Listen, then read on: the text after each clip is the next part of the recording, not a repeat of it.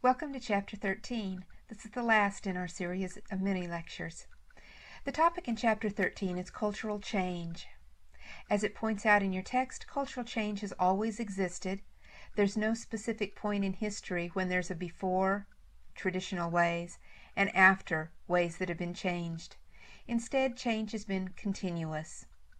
There's also no particular time at which you can say, this group of people are the original inhabitants of this particular piece of land, because people too have constantly been changing, constantly been moving from one area to another, along with changes in the climate, changes in landforms, changes in political situations, changes in animal herds, etc. Archaeologists may be concerned with changes in burial customs, for example. When did humans first start burying their dead? What did this mean? How did it spread from one location to another? When were boats first built?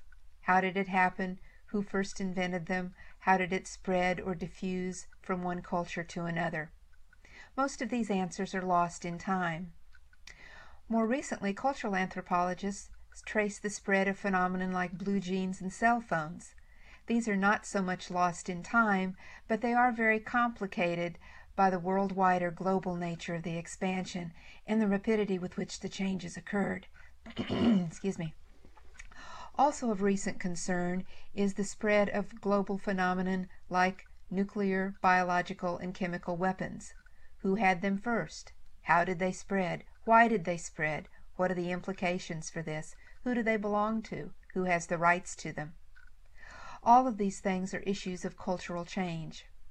Terrorism is another interesting issue of cultural change because terrorists have continuously, or at least throughout recent history, been defined as people who fight in a way that you don't find acceptable. They don't follow your rules of warfare. And in addition, terrorists are also frequently people defined as the other, people who are not part of the in-group or the ethnocentric group who's defining someone else as being a terrorist. For example, right now, the Russians define the Chechens as terrorists. In Colombia, the rebel soldiers are defined as terrorists. China defines a number of its insurgent tribal groups as being terrorists.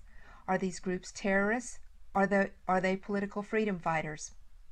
One way of looking at the situation that might be helpful is to look at the American Revolution. In the American Revolution, the British considered the Americans as terrorists. They were fighting without uniforms and without a recognized constitution, at least initially, and governmental structure.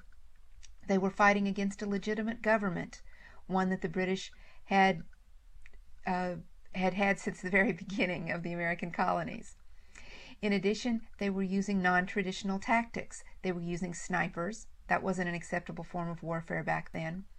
They were targeting officers, also not an acceptable form in civilized warfare, where the line soldiers, the walking soldiers, were the ones that should line up against each other and begin the firing process. Targeting officers was not something that was supposed to be done and therefore considered a form of terrorists. The use of Indians in the warfare was also considered a form of terrorism, since many of their tactics were less than, quote, civilized, at least under the conventional warfare definitions of the time. Likewise, today many people are defined as terrorists in the eyes of one nation or one country, whereas in their own eyes or in the eyes of people within their group, they may be considered freedom fighters. It's a really hard distinction to make. There are also hard distinctions to make in terms of land or property ownership. One of the issues that anthropologists are currently concerned about is the loss of tribal lands among native or traditional populations. Again, traditional being defined as populations that inhabited a land during recent history.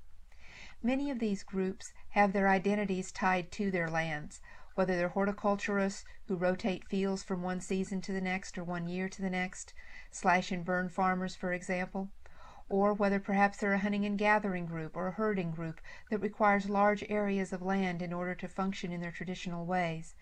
Most of these groups find their lands increasingly encroached upon by corporations, government entities, and private citizens who see, quote, unused land, and also see a group who has no written or clear title to the land, and therefore take it upon themselves to, in the eyes of anthropologists, steal that land.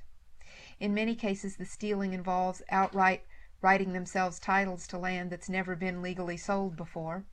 In other cases, it might simply involve cutting down all the trees, setting up mines, oil wells, taking the mineral rights, or in some other way destroying the land so it's no longer functional for the traditional group that lived there. This concerns anthropologists from two perspectives. One is from the perspective of protecting indigenous rights of indigenous peoples who may have no clear legal or written title to their land, but also secondly from the perspective of cultural change, what it means to those people and what it means to society in general. The cultural change issue is an extremely complex one, and one certainly deserving of some thought at the conclusion of this semester.